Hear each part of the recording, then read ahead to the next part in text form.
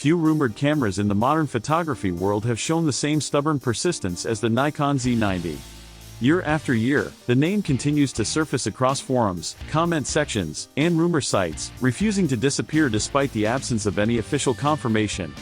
For many Nikon shooters, the Nikon Z90 has become more than just a potential product. It has turned into a symbol of unfinished business, a promise that feels perpetually delayed. As 2025 approaches its final stretch, the Nikon Z90 remains unseen, unannounced, and unacknowledged by Nikon itself, leaving a growing sense of uncertainty hanging over its future.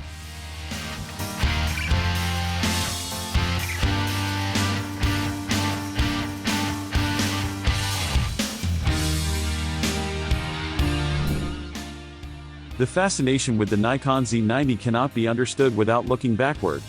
Long before mirrorless cameras dominated the conversation, Nikon's D500 stood as one of the most respected APS-C cameras ever made. It was not a compromise model, nor was it positioned as an entry-level option. The D500 was unapologetically professional. It delivered exceptional autofocus, blistering speed, rugged construction, and reliability that made it a favorite among sports and wildlife photographers. For many shooters, the D500 was not merely a crop sensor camera, it was a flagship tool in a smaller format. When Nikon announced its transition toward mirrorless with the Z mount, many assumed the legacy of the D500 would continue naturally. The expectation was clear, a mirrorless DX camera that preserved the spirit of the D500 while embracing modern technology. Instead, Nikon's APS-C mirrorless strategy took a very different direction. The Z50 arrived as a compact, lightweight body aimed squarely at beginners and casual enthusiasts. It was capable, but clearly not designed to replace the D500. Later, the ZFC followed, leaning heavily into retro styling and nostalgia rather than performance.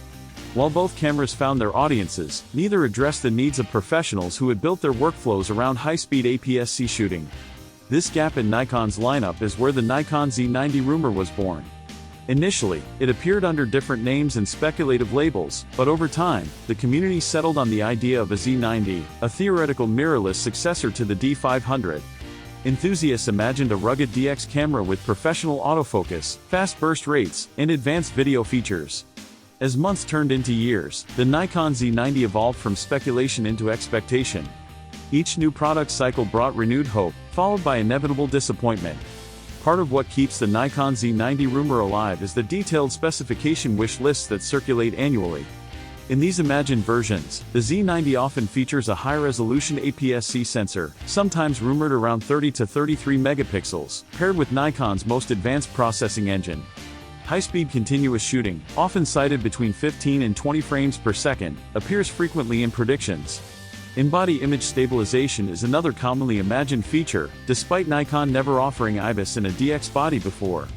Video specs also play a role, with enthusiasts hoping for oversampled 4K at 60 frames per second, high-speed Full HD recording, and modern codecs.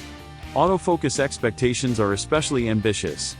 Many Nikon shooters envision the Nikon Z90 inheriting subject detection and tracking capabilities directly from flagship cameras like the Z9 and Z8. In theory, such a camera would be perfect for wildlife, sports, and action photography, offering the reach advantage of APS-C with the intelligence of Nikon's latest AF systems. On paper, the Nikon Z90 sounds like a dream camera, fast, compact, powerful, and versatile. The problem is that year after year, this dream remains hypothetical. While Nikon fans waited, competitors moved quickly. Canon made a decisive entry into high-performance APS-C mirrorless with the EOS R7, offering speed, in-body stabilization, and advanced autofocus in a compact body. Fujifilm, long committed to APS-C, continued strengthening its lineup with cameras like the X, H-2S and X, T-5, backed by a deep and mature lens ecosystem. These brands provided tangible options for photographers who wanted professional performance without full-frame sensors. Meanwhile, Nikon's attention shifted increasingly toward full-frame development. In recent years, Nikon's strategy has been clear. The company poured resources into FX mirrorless, releasing cameras like the Z9, Z8, and ZF, models that were met with strong market reception. Alongside these bodies came an expanding lineup of high-end Z-mount lenses designed primarily for full-frame users. Nikon's messaging consistently emphasized innovation at the top end of the market. APS-C, by comparison, received far less attention, reinforcing the perception that DX was no longer a strategic priority. This shift raises uncomfortable questions about the future of the Nikon Z90. From a business perspective, developing a professional-grade APS-C camera is not a trivial investment. To truly succeed as a D500 successor, the Z90 would need fast sensor readout, high burst rates, advanced autofocus, and robust build quality.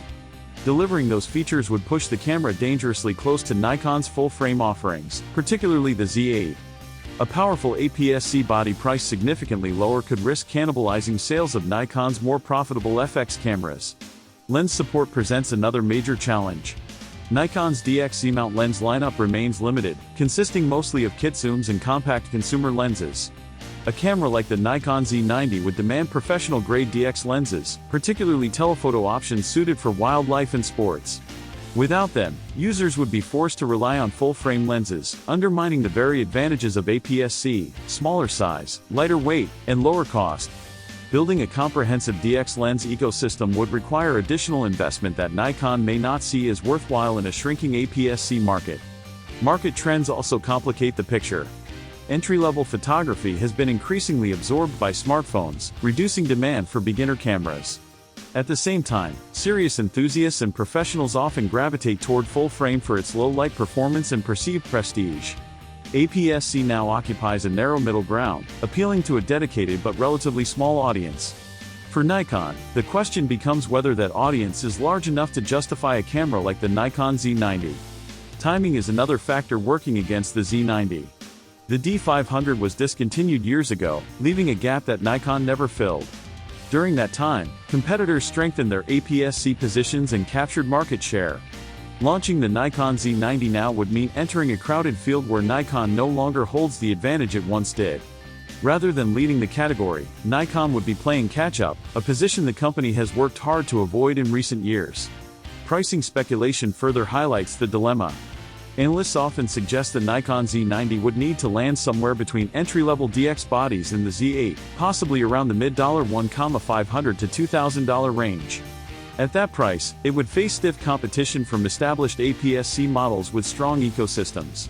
To convince buyers, Nikon would need to offer not just impressive specifications, but also a clear long-term commitment to APS-C development. Without that reassurance, many photographers might hesitate to invest. Despite all these obstacles, the desire for the Nikon Z90 persists because it represents continuity. Longtime Nikon users are not asking for a revolutionary concept. They want Nikon to honor a legacy it once defined. The D500 built trust by delivering consistent performance in demanding conditions. For wildlife and sport shooters, APS-C offered practical advantages that full-frame could not always match, particularly in terms of reach and portability. A Nikon Z90 that carried that philosophy forward would feel like a natural evolution rather than a nostalgic indulgence. Until something changes, the Nikon Z90 remains exactly what it has always been, a powerful idea without a physical form, a rumor frozen in time. Loved by many, confirmed by none, and defined more by what it represents than by what it actually is.